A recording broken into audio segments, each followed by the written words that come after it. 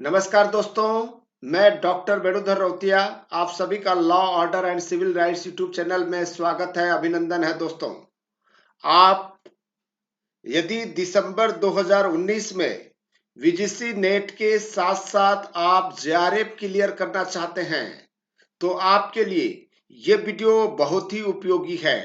आप शुरू से अंत तक देखें। एक हम रणनीति बना रहे हैं कि हम दिसंबर 2019 में जो आयोजित होने वाली नेशनल टेस्टिंग एजेंसी के द्वारा जो पेपर होंगे, उस पेपर में हम यूजीसी नेट के साथ साथ जेआरएफ कैसे क्लियर करें, क्या रणनीति होगी हमारी, यहाँ पर कैसे तैयारी करें कि इस बार जेआरएफ हर हालत में क्लियर हो जाए, क्रैक हो जाए, कहां से कितने प्रश्न पूछे जाते हैं, ये भी हम इस वीडियो के माध्यम से बताएंगे। क्या पढ़ें और क्या ना पढ़ें, क्या छोड़ें, इस बारे में भी इस वीडियो में हम विस्तार से बताएंगे। ध्यान दीजिएगा, यदि रणनीति के साथ में आप तैयारी करते हैं तो ये नेट का पेपर बहुत ही आसान है, कठिन नहीं है। उन बच्चों के लिए सबसे ज्यादा कठिन है जो रणनीति के साथ में यूजीसी नेट की तैयारी नहीं करते हैं।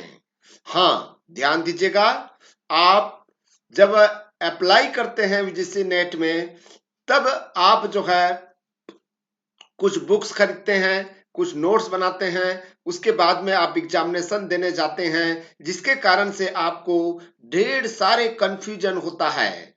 बहुत सारे स्टूडेंट के मन में एक ही प्रश्न है कि सर कहां से कितने प्रश्न पूछा जाता है और हम कहां से पढ़ें। ये भी एक प्रश्न है, कितना स्कोर लाना होता है यूजीसी नेट के लिए और यूजीसी जेआरएफ के लिए, हमें स्कोर लाना होगा तो कितना लाना होगा। इन सब के बारे में हम विस्तार से यहाँ पर समझा रहे हैं। इसको आप ध्यान से देखिएगा।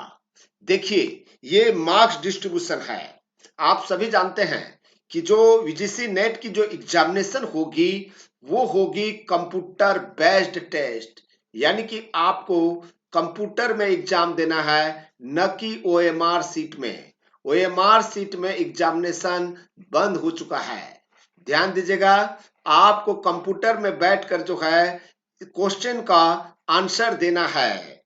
दोस्तों, यदि आप कंप्यूटर नहीं जानते हैं तो कंप्यूटर से संबंधित महीना 2 महीना का ट्रेनिंग ले लें, कंप्यूटर ज्वाइन जरूर करें।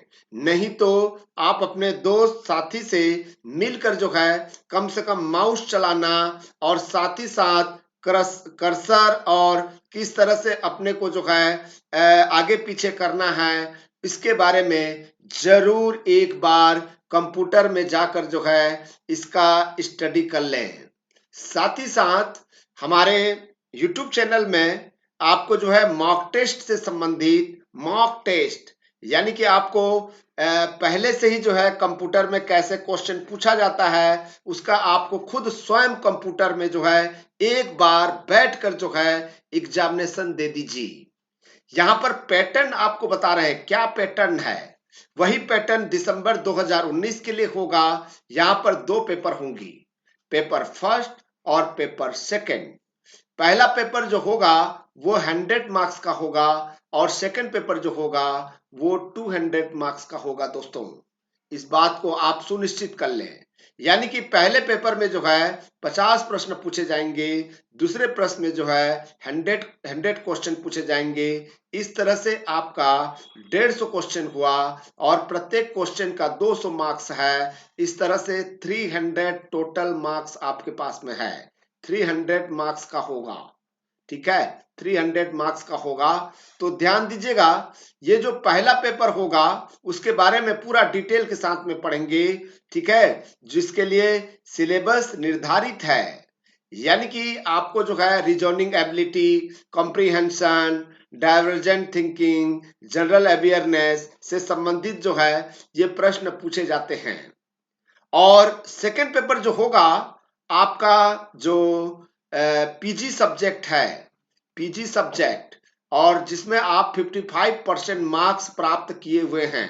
कई बच्चे ऐसे हैं 3, 4, 5 सब्जेक्ट में पीजी होते हैं, लेकिन जिनके पीजी में 55% है, उसी सब्जेक्ट को आपको सेलेक्ट करना है और वही पेपर आपको देना है। यानी कि आपके सब्जेक्ट से रिलेटेड 100 क्वेश्चन और पेपर फर्स्ट जो है आपका जो है 50 क्वेश्चन, यानी कि प्रत्येक प्रश्न 2 अंक का होगा।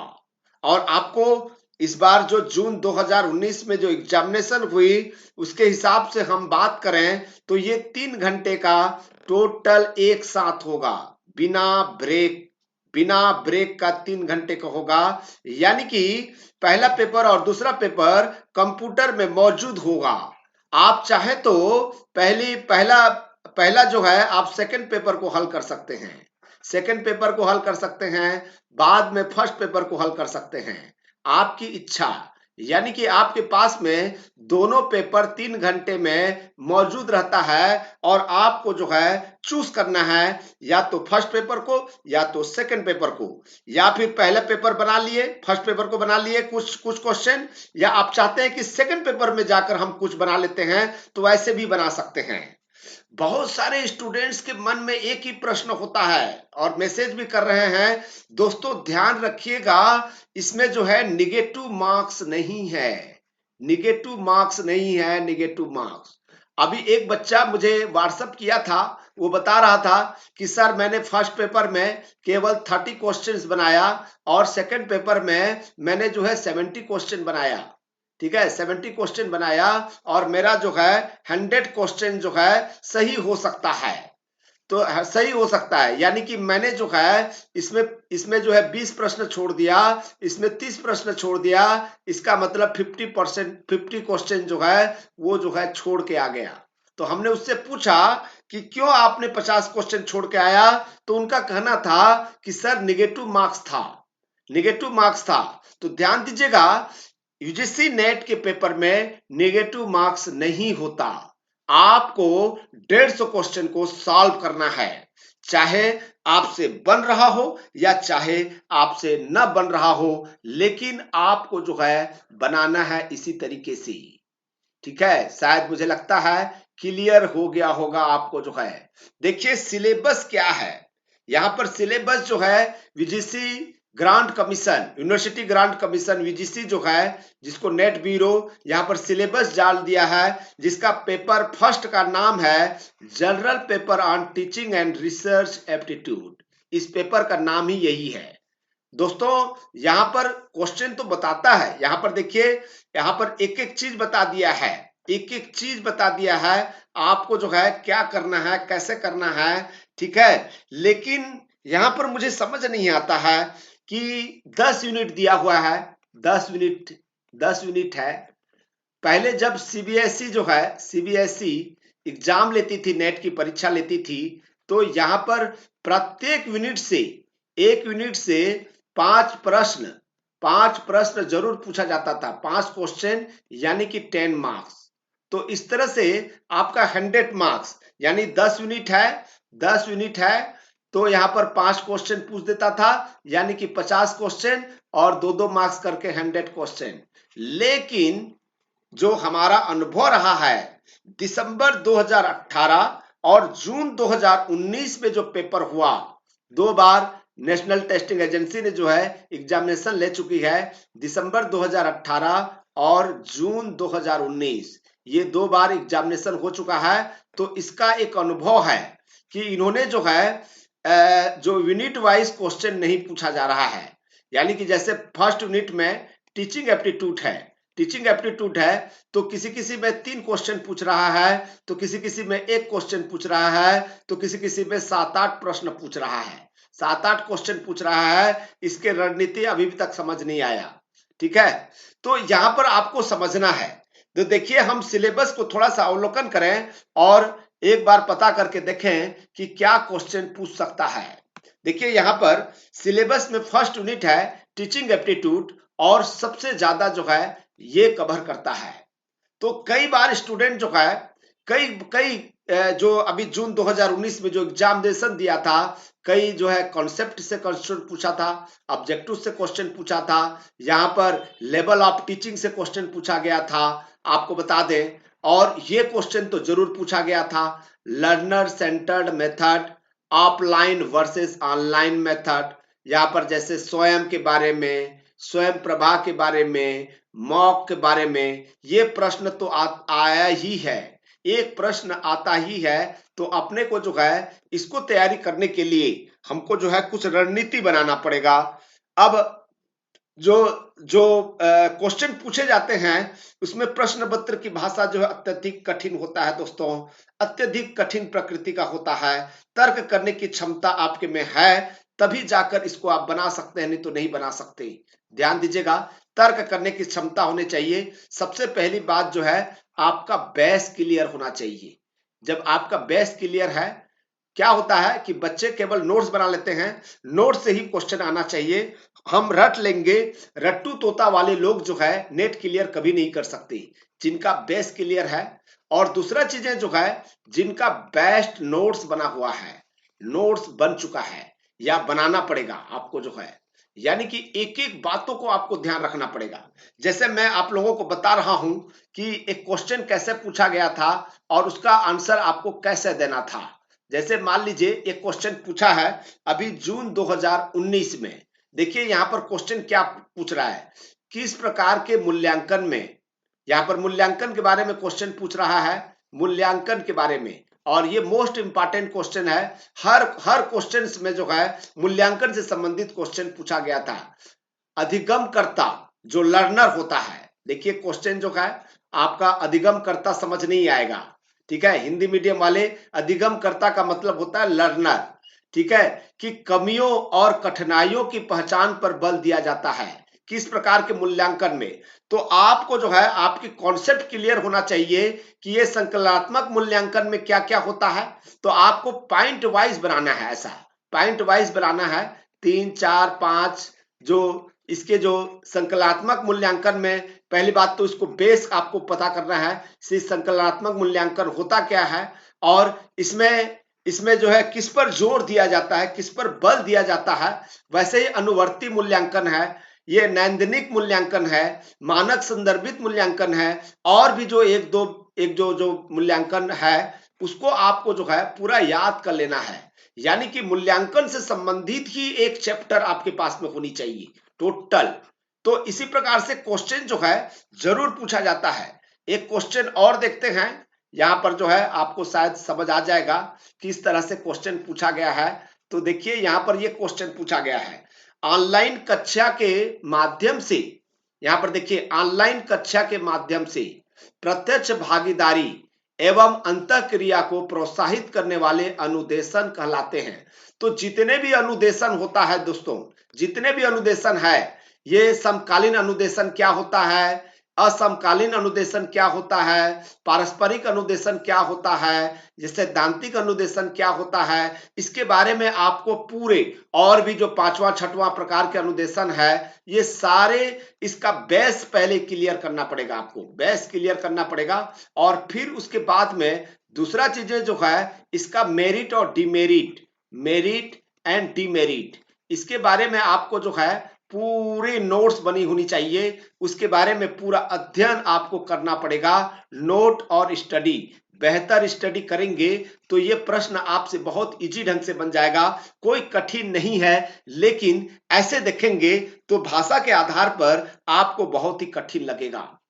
हमारे पास में मैटर बहुत ज्यादा है, ठीक है, मैटर बहुत ज्यादा है, लेकिन हम आपको पूरा बता पाना संभव नहीं है। देखिए सिलेबस में आपको रणनीति कैसे बनाना है, कैसे रणनीति बनाना है। हमारे पास में 3 आधार है, एक तो कोचिंग सेंटर ज्वाइन कर सकते हैं हम, दूसरा जो है हम सेल्फ स्टडी कर सकते हैं, सेल्फ स्टडी कर सकते हैं, ये दूसरा तरीका है, ठीक है, ये तरीका हो गया।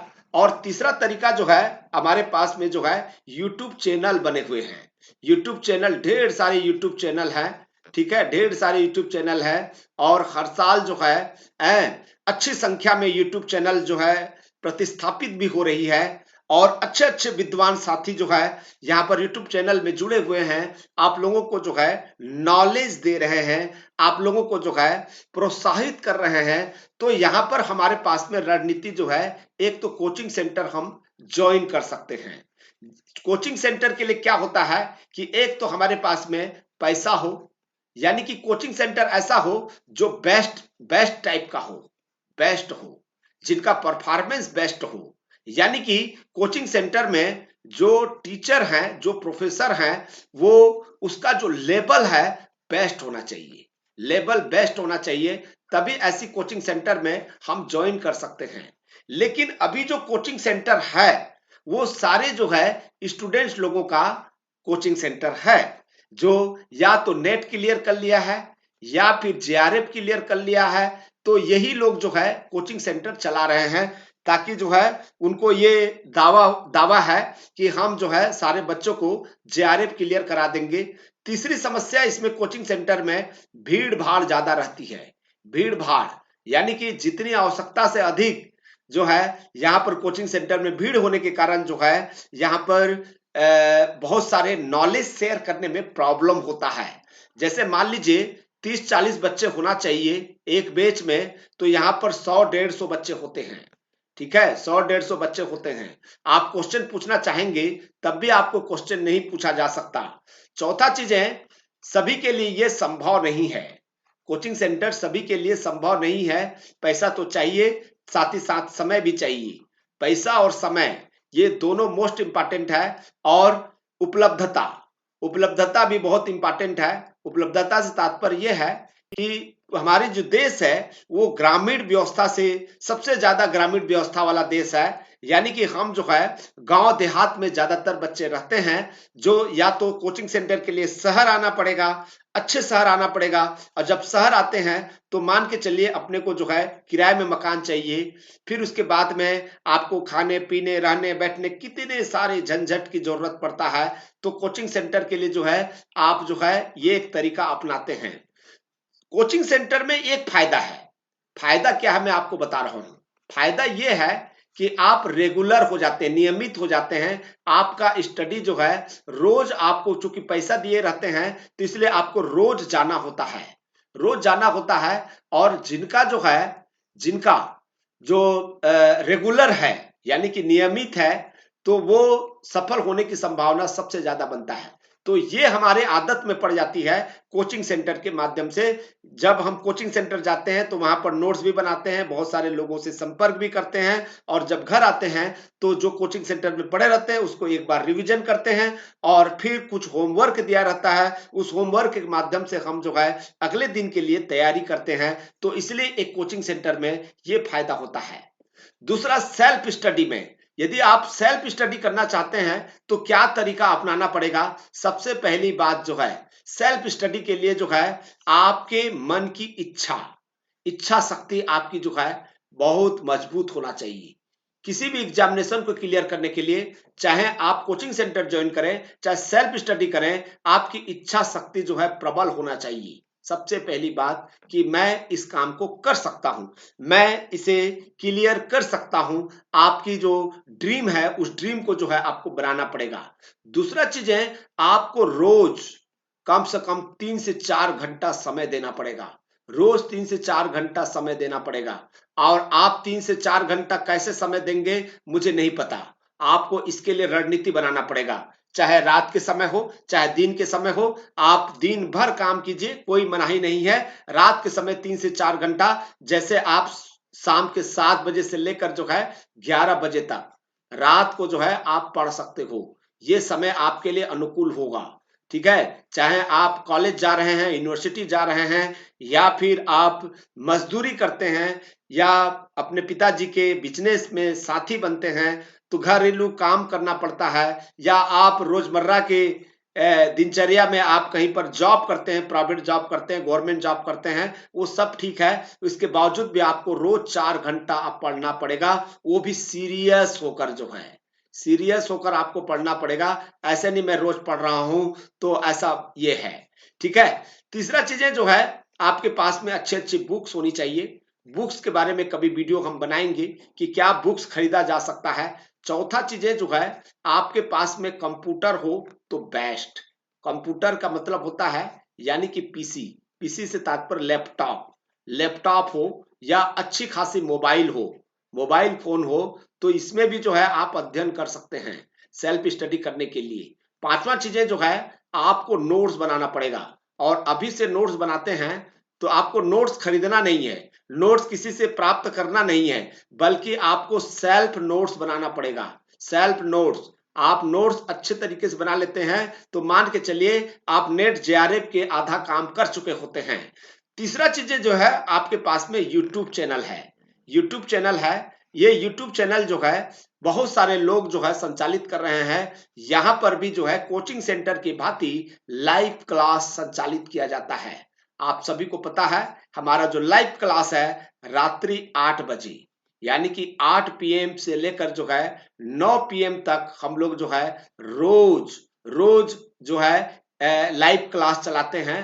पेपर फर्स्ट के लिए, पेपर फर्स्ट के लिए हम जो है लाइव क्लास संचालित करते हैं, जो आप कोचिंग सेंटर की ही भांति जो है आप यहां पर ज्वाइन कर सकते हो। इसके लिए क्या करना पड़ेगा, आपको सब्सक्राइब करना पड़ेगा और जो बेल बटन को प्रेस करेंगे ताकि वो नोटिफिकेशन आ जाएगा। मैं ये नहीं कहता हूं कि ये लाइव क्लास में अनिवार्यतः आप प्रेजेंट होइए, इसमें लाइव चैटिंग कीजिए, लाइव वार्तालाप कीजिए, लाइव डिस्कशन कीजिए, आपकी इच्छा है। चाहे हमारे चैनल में हो या किसी और के चैनल में हो, बहुत सारे जो कोचिंग सेंटर है वो लाइव क्लास संचालित करते हैं और हम भी लाइव क्लास संचालित बहुत जल्दी होने वाला है जून 2019 के रिजल्ट के बाद।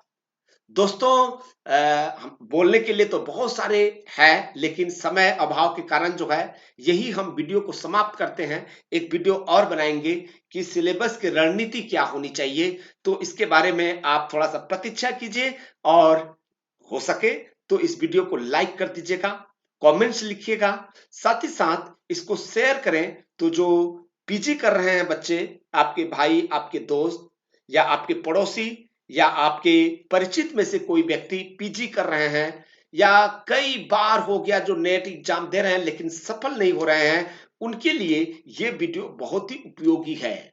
दोस्तों, यहीं पर हम विदाई लेते हैं। थैंक यू, नमस्कार, धन्यवाद, जय हिंद।